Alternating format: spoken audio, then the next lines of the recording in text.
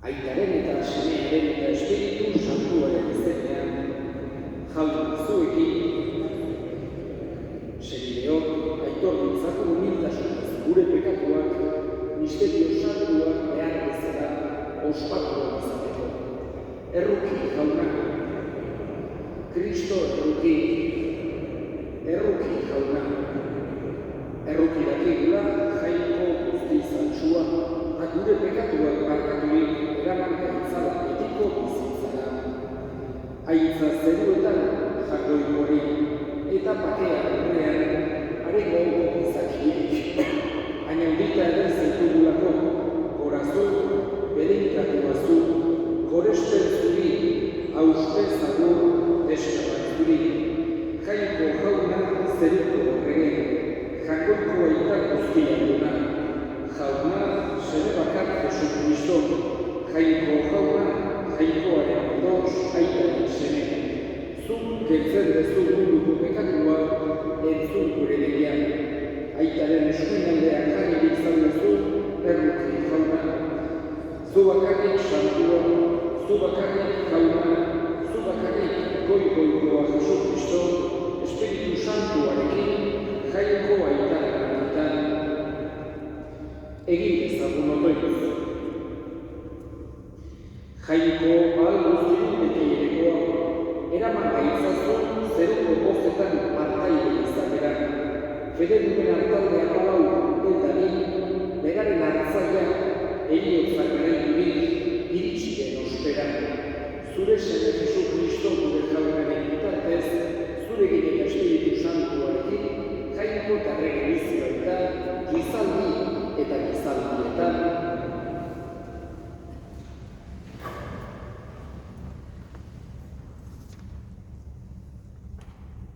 Lectura de los Hechos de los Apóstoles. En aquellos días, Pablo y Bernabé, desde Perge, siguieron hasta Antioquía de Pisidia. El sábado entraron en la sinagoga y tomaron asiento. Muchos judíos y prosélitos practicantes se fueron con Pablo y Bernabé, que siguieron hablando con ellos, exhortándonos a ser fieles al favor de Dios. El sábado siguiente, casi toda la ciudad acudió a oír la palabra de Dios. Al ver al gentío, a los judíos les dio mucha envidia y respondían con insultos a las palabras de Pablo. Entonces, Pablo y Bernabé dijeron sin contemplaciones: teníamos que anunciaros primero a vosotros la palabra de Dios, pero como la rechazáis y no os consideráis dignos de la vida eterna, sabed que nos dedicaremos a los gentiles. Así nos lo ha mandado el Señor: yo te haré luz de los gentiles, para que seas la salvación hasta el extremo de la tierra.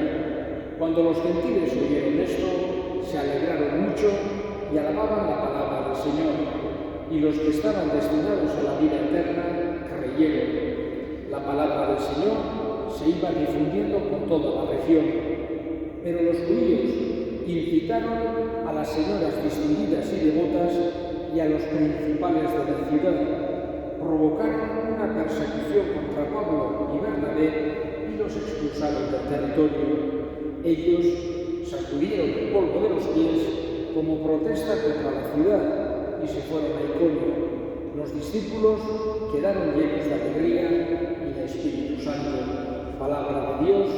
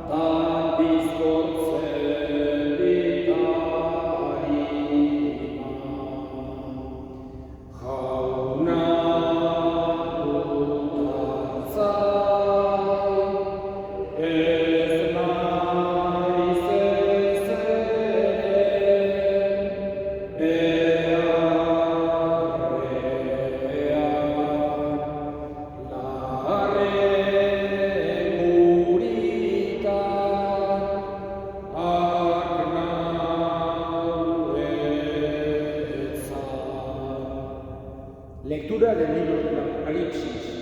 Yo, Juan, vi una muchedumbre inmensa que nadie podría contar, de toda nación, razas, pueblos y lenguas, de pie delante del trono y del Cordero, vestidos con vestiduras blancas y con palmas en sus manos.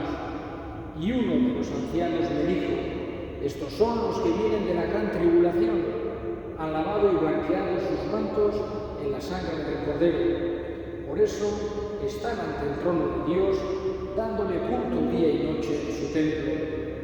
El que se sienta en el trono acampará entre ellos. Ya no pasarán hambre ni sed, no les hará daño el sol ni el bochorno, porque el Cordero que está delante del trono será su pastor y los conducirá hacia fuentes de aguas vivas. Y Dios enjugará las lágrimas de sus ojos. Palabra de Dios.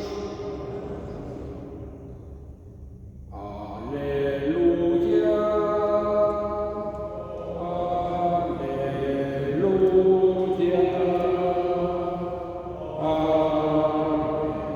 aleluya. El Señor esté con vosotros. Lectura del Santo Evangelio según San Juan. En aquel tiempo dijo Jesús: mis ovejas escuchan mi voz, y yo las conozco, y ellas me siguen. Y yo les doy la vida eterna, no perecerán para siempre, y nadie las arrebatará de mi mano. Mi Padre, que me las ha dado, supera a todos, y nadie puede arrebatarlas de la mano de mi Padre. Yo y mi Padre somos uno. Palabra del Señor.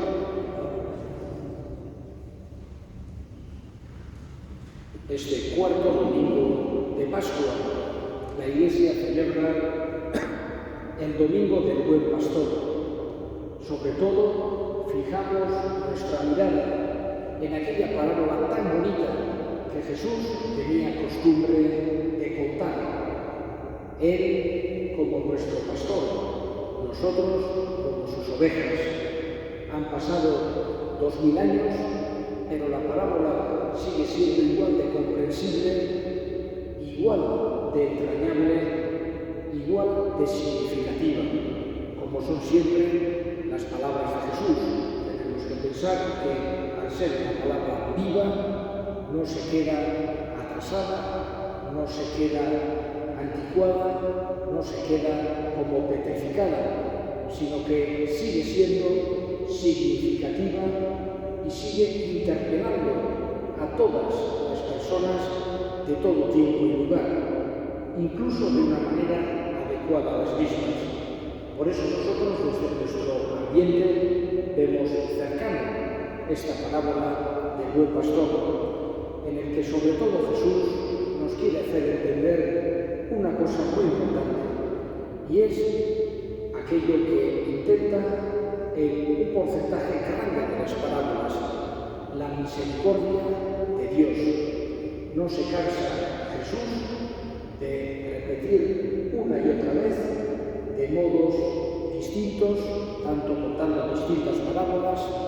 Por ejemplo, la del hijo pródigo estaría muy cercana en ese sentido de hacernos entender la misericordia de Dios, o de la moneda, la dracma perdida, también por medio de su acción nos lo enseña, enseñando a no castigar, sino a perdonar, a no odiar, sino a amar, a no ser duros y rígidos, sino comprensivos y flexibles.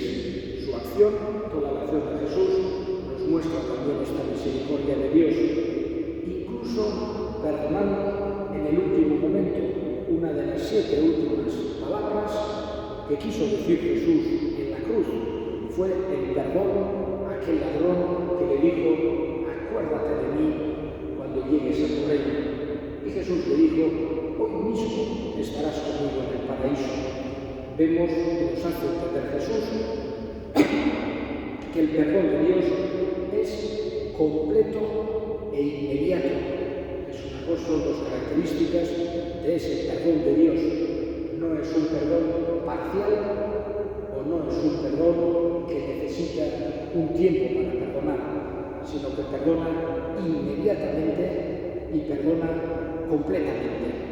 Por eso vemos que en el buen pastor, en esta palabra tan bonita, en esta figura tan, vamos a decir, significativa, nos quiere hacer ver que incluso no solamente Dios espera, vamos a decir, como el padre del hijo pródigo que está esperando, mira cada día y cuando ve a su hijo que está llegando, lo abraza y hace una fiesta grande, haciendo matar al ternero cebado. En esta parábola del buen pastor, el pastor va a buscar a la oveja. Tiene 100, deja 99 en el redil y acude a buscar, a librar de los peligros a esa oveja que se ha perdido, a esa oveja que se ha extraviado. Quiere también que nosotros tengamos una mentalidad de humilde. Quiere Jesús, vamos a decir así, no en el sentido de que no tenemos que pensar, no tenemos que tener una sana espíritu crítico, por supuesto que sí tenemos que tenerlo, pero no quiere Jesús que seamos los cristianos como orgullosos, como si no necesitásemos de nuestro pastor, como si fuésemos casi locos nosotros. No quiere que seamos de esta manera. En esta parábola nos hace entender también cuánto estima el corazón humilde, el corazón manso, el nosotros acogernos a esa voz de nuestro pastor, escuchar su voz, tratar de seguir sus pasos, confiando en él, queriéndolo, conociéndolo cada vez más. Todas estas ideas aparecen de una forma entrañable en esta parábola que nos contó Jesús. Podríamos estar haciendo ciclos de conferencias, pero sobre todo quería fijarme en esas dos ideas. Por un lado, la misericordia de Dios, que es total e inmediata, e incluso nos busca para volvernos a traer al lugar seguro, al lugar feliz.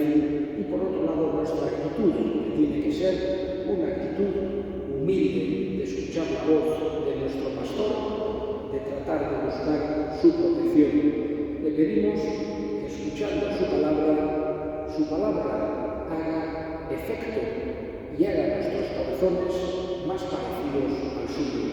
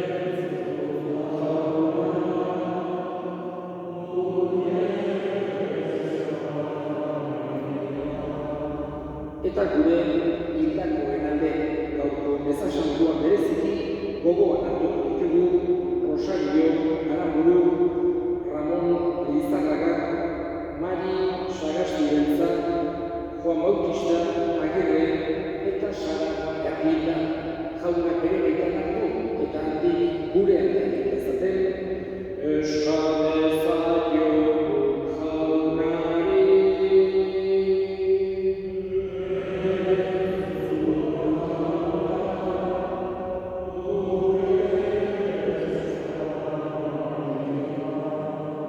Entzun aita ona, bihotzez egiten dizkizugun eskariak Jesu Kristo gure jaunaren bitartez.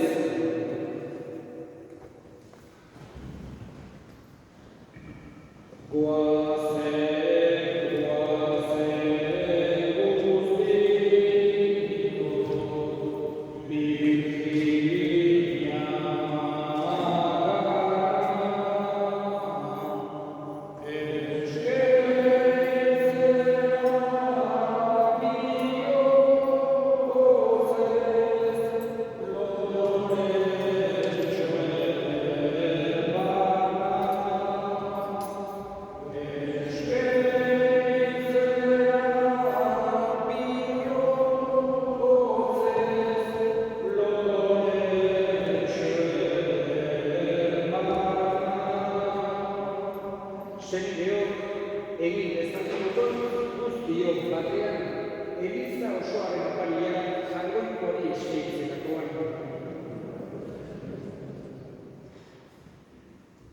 Pasko sakramentu honek jauna gure erospenak erabiltzen du. Arrezazu gure eskerona eta ikuzu opari hau beti konzituri izan dakikula Jesu Kristo gure jaunaren bitartez. Jauna zuekin gora bihotzak, eskerrak jauneko gure jaunari. Egokita bai eta zuzen, zu jaunari beti gorestea, baina poz handiagoz, Kristo gure Paskoa, hil eta eskenian izan den aldi honetan. Honen bitartez jaiotzen dira, argiaren sendeagoak beteko bizirako, eta zabaltzen zaizkie jedorunei zeruko erreneko bateak. Gure heriotzak desegina izan da, haren heriotzean, eta haren piztuerako guztiok piztueran. Horregatik, Pasko pozez gainez badaude, gizon emakume guztiak mundu zabalean, zeruko indarren egin guztiek ere, horregatik dutezeki zure gaintzaren orestuak kantatzen.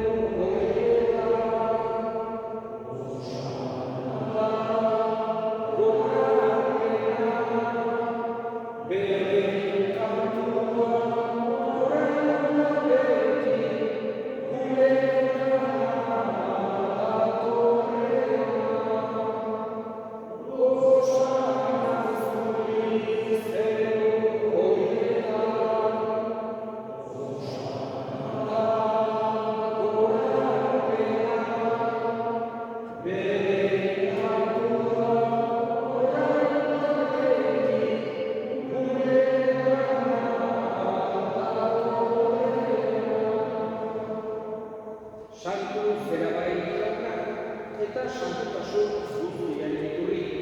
Santu egizkizu bada, hogitako hauen zure espiritu etxuriz, Jesu Kristo gure jaunaren gorputz eta ogol guretzat egin daitezen. Berak saldu zutenean eta bere gogoz burutzen zikoa da, ogian du eta eskerrak eman ezatitu zuen eta bere ikaslei eman ziren esanez. Hartza zuen eta jan guztio kontatik. Hau nire gorputza da, zuentzat emango dena.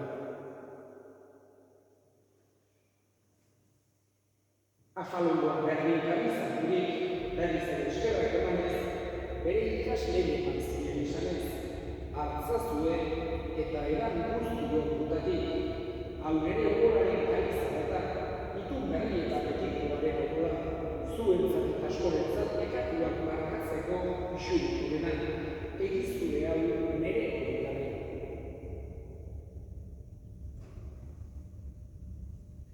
Hau da, sinismenaren misterioa.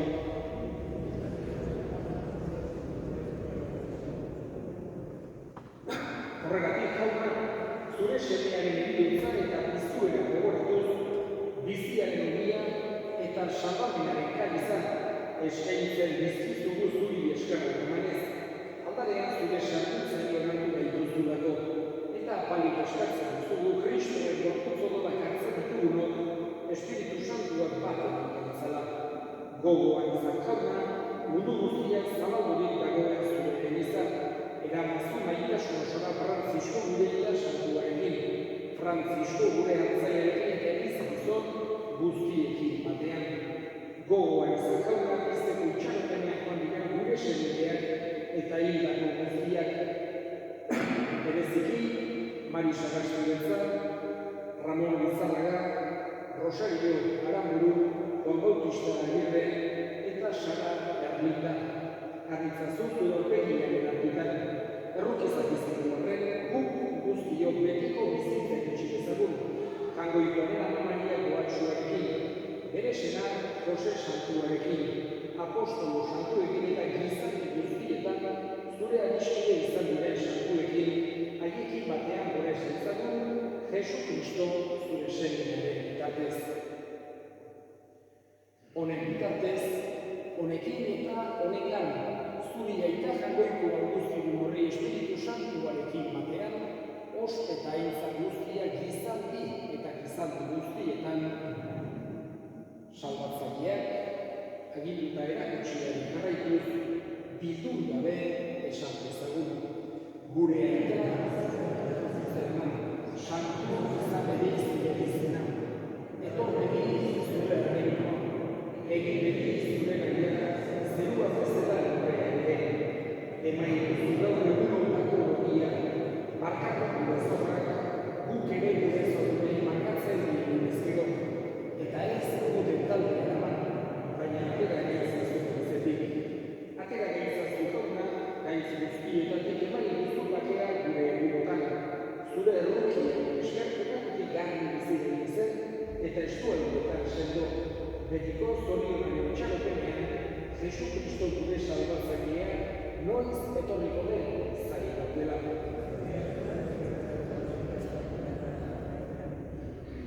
Jesu Kristo gure jauna, zure esan apostoluek bakea uste dizuet, ere bakea ematen, begira zure elizaren sinismenari eta ez gure pekatuei, eta zure gogoak bezala, emaiozu elizaren bakea, eman batasuna, errege bizitza gizaldi eta gizaldietan, jaunaren bakea etizuekin. Eta eskurik eman gabe, emaiozu bakea ekarri. Jangoikoarekin dutxan, zut ditzen dezu munduko pekatua, erruke jauna. Jangoikoarekin dutxan, zut ditzen dezu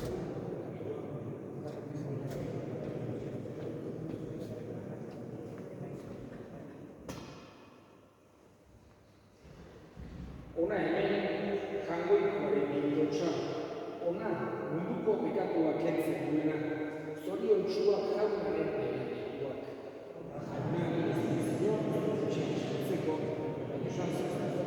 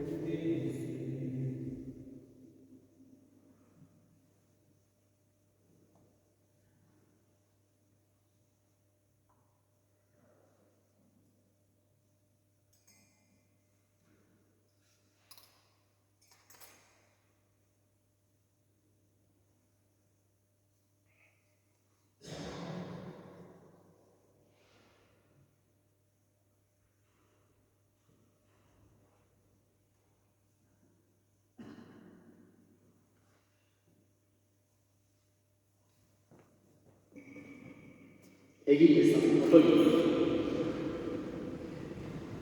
Hartzaik ona, zaindu maitasunez zure hartaldean, eta eraman betiko larre gurietara, zure semearen odol baliosuaz salbatu dituzun ardiak, Jesucristo gure jaunaren bitartez.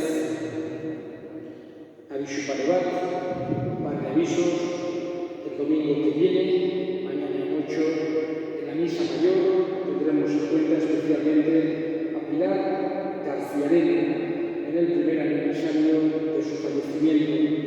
Y el sábado que viene tendremos la visita de la imagen del ángel San Miguel de Aralar. Como es acostumbrado, llegará a las 7. Haremos la acogida en Goico-Errota. A las 7 se hará la procesión, bendiciones y conjuros acostumbrados. Luego ya tendremos la celebración de la misa y la despedida tendrá lugar después de la misa de la mañana. Después de la misa de las 9 tendrá lugar la despedida de San Miguel. Jauna zuekin, berika zaitzatela, jaiko